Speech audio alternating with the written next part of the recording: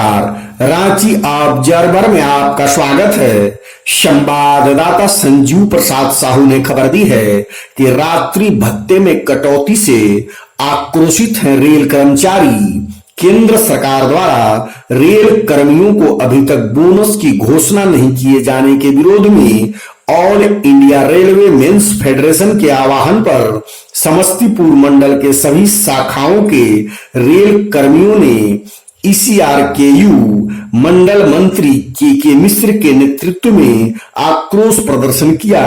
रात्रि भत्ते को जुलाई 2017 से काटने पर आमदा है सरकार। ऐसे आर्थिक शोषण का फेडरेशन और ईसीआरकेयू सख्त विरोध करती है।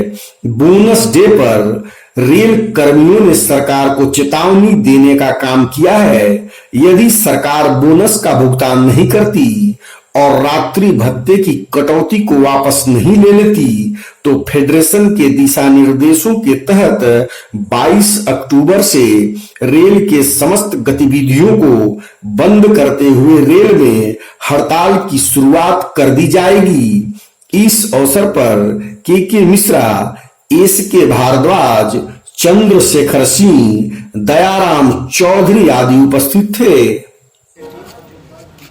हमारे यहाँ अतिथिगण, दूसरे ब्रांच के सभी पदाधिकारीगण और यहाँ उपस्थित हमारे सभी कर्मचारी साथी बंधु, आज मुझे इस बात की गर्व महसूस हो रहा है कि आज एक आवाज पर हमारे डीजल सेल के इतने सारे साथी यहाँ उपस्थित हो गए। इसके लिए सबसे पहले तो मैं अपने कर्मचारी बंधु को धन्यवाद देना चाहता हूँ। अब रही बात बोनस दिवस की। बंधु, इस बोनस दिवस को मनाने से पहले एक बात याद कर लीजिए कि यह बोनस मिला कैसे। दूसरा प्रश्न हम आप लोगों के साथ करेंगे कि यह एआईआरएफ का झंडा के तले ही क्यों आनी चाहिए। यह भी प्रश्न उठता है क्योंकि बहुत सारे लोग यहाँ दुकान खोल के बैठे हुए हैं। अब संगठन का मतलब है कि प्राइवेट लिमिटेड कंपनी खोलना, कि हमको अपना बेनिफिट मिलेगा तो हम एक संगठन खोल लेंगे और क्या चाहिए। अरे भाई साहब, आप आइए, कर्मचारी के लिए लड़िए। मैं उन तमाम संगठनों से अपील करता हूं कि अगर आप कर्मचारी की हक की बात चाहते हैं तो आप एक प्लेटफॉर्म पर आइए। दूसरा कोई प्लेटफॉर्म नहीं है इस भारत के अंदर में। अगर रेल के लिए कोई बड़ा प्लेटफॉर्म है तो वह एआईआरएफ ही है। पहली बात। अब कहिए आप क्यों? तो हम लोग जो 1 मई को मजदूर दिवस मनाते हैं, वह क्यों मनाते हैं? वह इसलिए मनाते हैं कि हमारे मजदूरों का, बहुत सारे मजदूरों का बलिदान हुआ था। इस बोनस के लिए हमारे पूर्वज बलिदान दिए हैं। उनकी खून की स्याही से इस बोनस का जो प्रस्ताव पास हुआ, उनके खून की स्याही से हुआ। यह हम लोगों का कर्तव्य है, यह हम लोगों की जिम्मेदारी है। वैसे भी गांव घर में सब आदमी बिलोंग करते हैं, सबका कोई ना कोई माँ बाप होगा ही। ऐसा नहीं कि मेरा माँ बाप का कोई है। अगर हमारे माँ बाप को कोई मारा होगा तो हम जब जवान होते हैं तो हमारा यह प्रयास रहता है कि हमारे पिता को मारा है, हम इसका बदला लें। आज आपको इस बात का संकल्प लेना होगा कि मेरे पूर्वज को उन्होंने खून से रंग दिया, हम उस खून का बदला लें। अगर नहीं लेने के लायक है, इसका मतलब आप उसका संतान नहीं है, योग्य संतान नहीं है। पहले अपने कर्तव्य को जानिए और उसके बाद यह बोनस मिला। उस बोनस को आज भारत सरकार क्या किया, सब आदमी को याद होगा। जो आदमी 10 साल 5 साल से नौकरी कर रहे हैं, जो बहुत दिन से कर रहे हैं, उनकी बात छोड़िए, उनको भी पता होगा। जो 10 साल 5 साल से कर रहे हैं, उनको भी पता होगा कि अभी तक बोनस की घोषणा हो गई होती है। बोनस आपके अकाउंट पर मिलने के कगार पर होता है, मिल भी गई होती है। लेकिन इस बार क्या हो रहा है, हम भेज दिए वित्त मंत्रालय में। क्यों भेज दिए? यह इसलिए भेज दिए कि यहाँ जो कुछ कर्मचारी है, जिसको जब कहते हैं कि आप आइए तो नहीं आते हैं, उसका यह परिणाम है। अब आप लोग हमसे पूछ सकते हैं कि क्यों ऐसा परिणाम है। यह इसलिए परिणाम है कि आज जितनी भी ये सभाएं हो रही है, यह उनका जो इंटेलिजेंस ब्यूरो है, उनके द्वारा भारत सरकार तक ये सारी मैसेजें जाती है। जब उनको लगता है कि नहीं हमारे ऊपर प्रेशर है, तब वह डिसीजन लेता है। जब आप यूनाइट नहीं होइएगा, एकत्रित नहीं होइएगा, तो इंटेलिजेंस ब्यूरो आपका रिपोर्ट वैसे ही भेजेगा जैसा रहेगा, तो उनको प्रेशर नहीं बनेगा। यही चीज हुआ था जिस दिन भारत सरकार ने रेलवे मंत्रालय को समायोजन किया वित्त मंत्रालय में। अब कहिएगा समायोजन कैसे हो गया? तो बजट के माध्यम से। अब आपका रेल बजट नहीं निकलता है। जब रेल बजट एक्स्ट्रा थी तो वित्त मंत्रालय के पास बहुत ज्यादा रोल नहीं था। अब सारा पावर तो वित्त मंत्रालय को आपने दे दिया। हम तो कहते हैं अगर यही बात था तो रेल मंत्री को भी हटा दिए, वित्त मंत्रालय ही करवा देगी। अगर भारत सरकार बहुत सस्ते मत देखे तो वो नहीं देखा, क्यों नहीं देखेगा? उसको अपना पद है कि एक रेल मंत्री का पोस्ट माने सरप्लस हो जाएगा, खत्म हो जाएगा।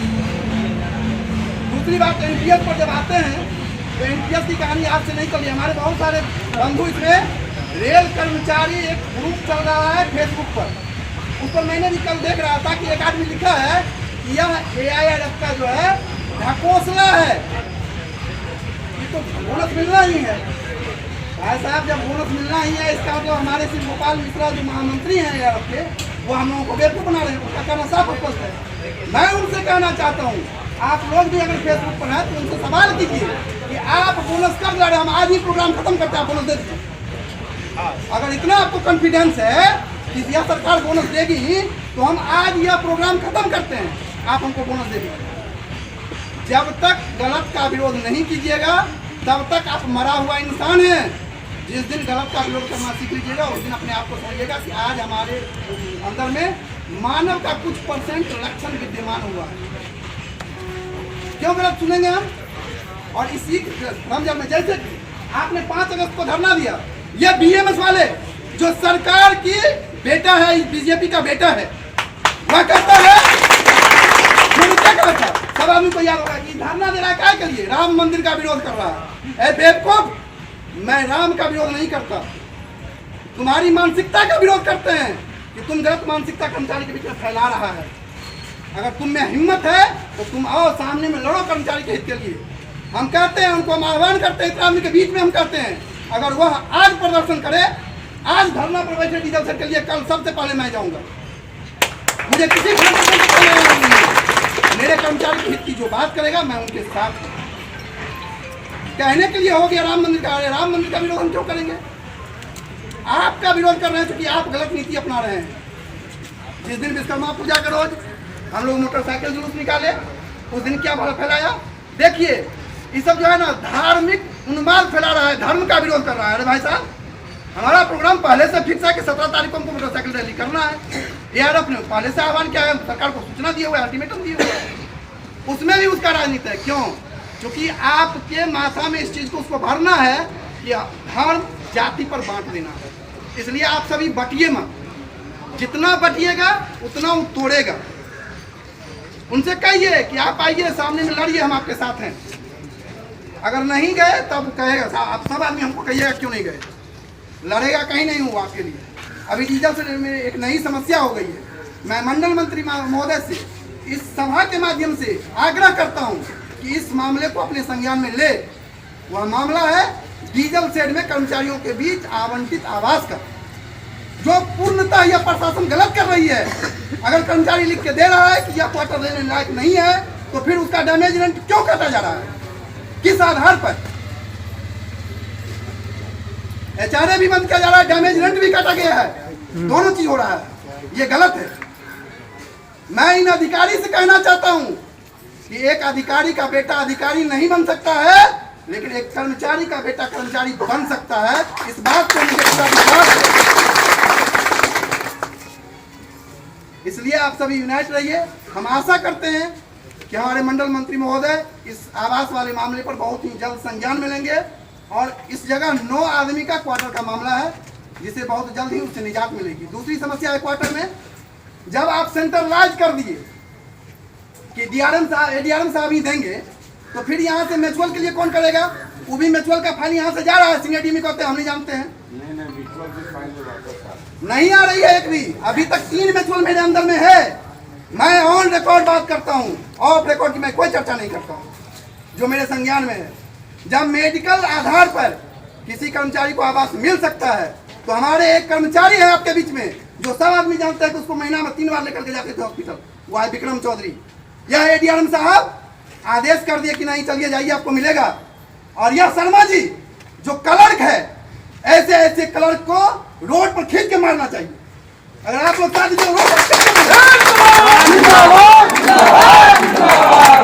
मैंने मनोज भाई को कहा था, मनोज भाई ने उनसे बात किया या नहीं किया वो मनोज भाई जाने, लेकिन मैं तमाम मंडलीय पदाधिकारी से आग्रह करता हूँ, मेरे डीजल के किसी भी कर्मचारी का अगर काम नहीं होगा तो मैं इस यूनियन के विरोध में भी आवाज उठाऊंगा। रहूंगा इस यूनियन में, लेकिन आवाज उठाऊंगा। ऐसे नहीं चलेगी, ऐसे काम नहीं चलेगा। अगर किसी कर्मचारी के साथ समस्या है, आपके संज्ञान में दे रहे हैं, तो उसका काम कीजिए। कोई काला कोट पहन लेने से वकील नहीं बन जाता है। अगर यूनियन का मुझे तगमा लग जाएगा तो उसे मैं नेता नहीं हूँ। ये समझिए इस बात, ये सब आदमी समझिए। आज पूरे मन से, क्योंकि यह कर्मचारी, यहाँ का कर्मचारी इतना काम हमको देते जा रहा है, और वह काम जब नहीं हो रहा तो हमारे ऊपर प्रेशर बन रहा है।